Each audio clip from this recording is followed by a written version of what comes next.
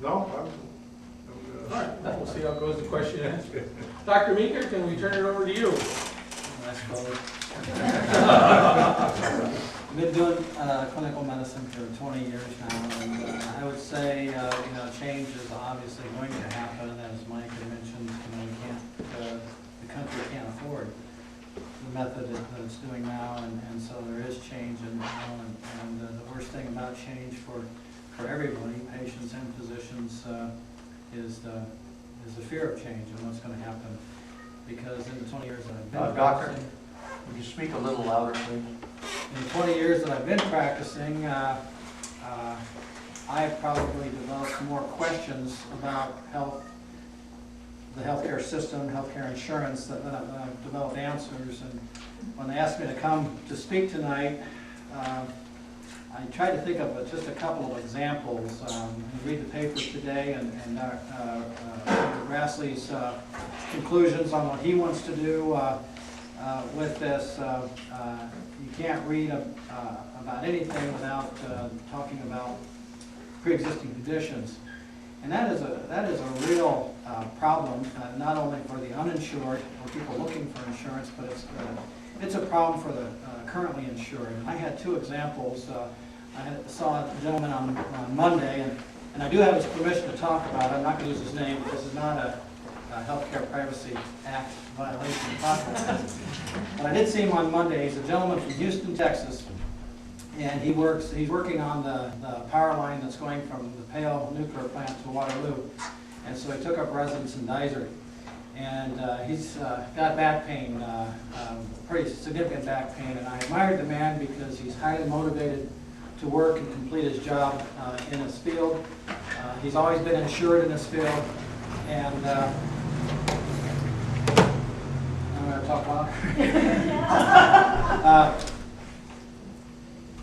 He hurt himself about 2 years ago on the job, but at the time he did not recognize that as an injury, did not report it, and having back problems myself, I'm sensitive to the fact that you can't always tie a specific instance with what occurs later, and it's something that progressively gets worse. And so he's in a situation now where he's here in Iowa, and he's insured by an Iowa Blue Cross. And back pain got so bad that he went to the emergency room at Covenant in Waterloo. And he got himself a CAT scan, got x-rays, got an MRI, got an evaluation, and he's found out now that that's not covered under his policy here because it was a pre-existing condition. So he said, okay, fine, I'll contact my workman's compensation carrier, which was Travelers Insurance.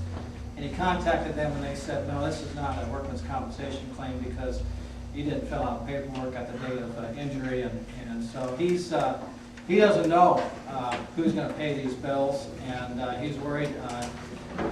He doesn't even know who's going to pay my bills. Unfortunately, I don't need to do much for him. He's already had all the diagnostic tests. But after examining him, I told him I thought that his best remedy was an epidural injection. And he said, well, I can't afford that. He said, I've already racked up thousands of dollars that I'm probably going to be stuck with. And so he's in limbo, and he's in pain. And I think there's something wrong with our system that allows that a man that has not lived off the government, he's worked his entire life, he's always paid for his health insurance, and now he's in a situation. I have a similar situation of a gentleman, local electrical man, RAC, that same type of scenario, different type of injury. He is here tonight. And so I didn't want to just bring hypotheticals. I wanted to bring real people that we could talk about. Shoulder injury, not clearly workman's compensation, but yet his insurer, I don't even remember which one it was, said, no, this is not covered because you did this on the job, and the same thing, the insurance company that's covering on the job said, no, we didn't have the appropriate paperwork at the time of the injury, so he paid for his MRI out of his own pocket. And I don't think a guy that is doubly insured with two different insurance companies should end up paying that big a bill out of his own pocket.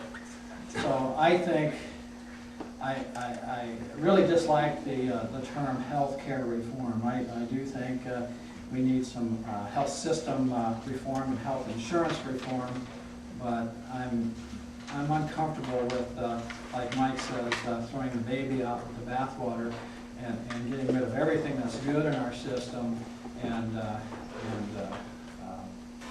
replacing it. Clearly, on the healthcare provider side, we definitely need some sort of guidance and regulation. I can't tell you how pleased I was to read in the paper today that the Certificate of Need Committee told St. Louis, no, you don't have to duplicate all the radiation therapy that's in Cedar Rapids. And I think there's something wrong with a system that allows a health system that gets so big and so wealthy that they can duplicate an unneeded service just because they want more market share. And so I think the system has to be regulated in some way because that's a problem, that sort of thing. I could talk for a long time about my frustrations and my anxieties about the system. I am worried enough that I even write letters to the editor. And I had a few other examples, but I think that's enough. I mean, to outline that there is a problem, and there does need to be reform. And I don't. We have a little bit of a problem. We don't see it too much, but there is a problem with the uninsured coming in, and when we see a patient that's uninsured, first of all, that's the last thing we look at, because you really, when you're deciding what to do for somebody, the last thing that's in your mind should be how to pay for it. But the reality is it has to be.